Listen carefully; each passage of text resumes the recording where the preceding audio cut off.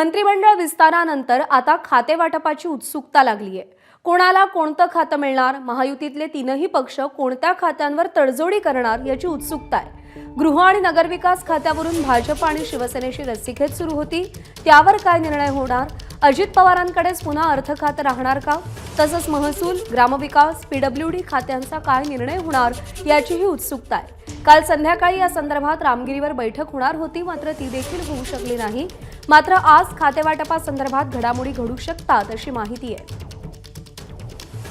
निलेश बुधावले आपले प्रतिनिधी सध्या आपल्या सोबत आहेत। निलेश, मंत्रिमंडळ विस्तार तर झाला, आता उत्सुकता आहे खातेवाटपाची।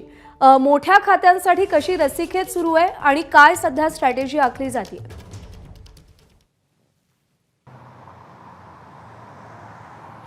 प्रज्ञा, 2 दिवसांपूर्वी ज्यावेळेस मुख्यमंत्री देवेंद्र फडणवीस यांना पत्रकार परिषद घेतली होती त्यावेळेस त्यांना स्पष्टपणे म्हटलं होतं 2 दिवसामध्ये खाते वाटप जे आहे ते आम्ही जाहीर करू।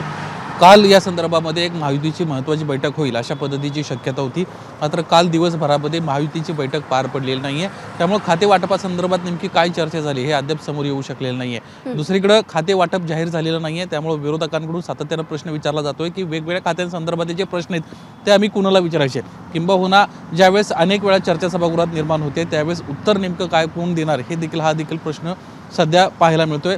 प्रभारी मंत्री म्हणून काही जणांना चार्ज देण्यात आलेला आहे, मात्र तितकं असं काम जे आहे ते पुढे जाऊ शकत नाही आणि त्यामुळं आज मंत्री खाते वाटपासंदर्भामध्ये काही महत्त्वाची घडामोड घडेल अशा पद्धतीची शक्यता वर्तवण्यात येते। आज तिन्ही नेते जे आहेत ते एकत्रित बसू शकतात आणि खाते वाटप नेमकं कोणाकोणाला काय मिळणार या संदर्भामध्ये चर्चा होऊ शकतात।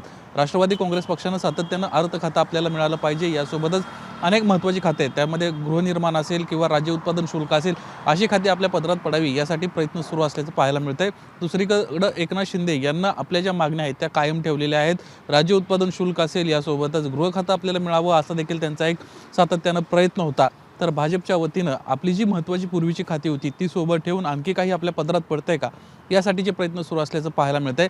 आता देवेंद्र फडणवीस आपल्या 2 घटक पक्षांच्या प्रमुखांना कशा पद्धतीनं खुश ठेवणार, कशा पद्धतीनं त्यांना जागा वाटप या मंत्री खाते वाटप करणार हे पाहणं महत्त्वाचं राहणार आहे। अद्याप तरी खाते वाटपातली चर्चा बरोबर आहे निलेश, त्यामुळे आता कोणत्या पक्षाकडे कोणतं खातं जाणार आणि कोणाला कोणत्या खात्यासाठी कॉम्प्रोमाइज करावं लागणार हे काही तासात काही वेळात कदाचित स्पष्ट होऊ शकतं। निलेश, धन्यवाद दिलेल्या अपडेटसाठी। एबीपी माझा, उघडा डोळे बघा नीट।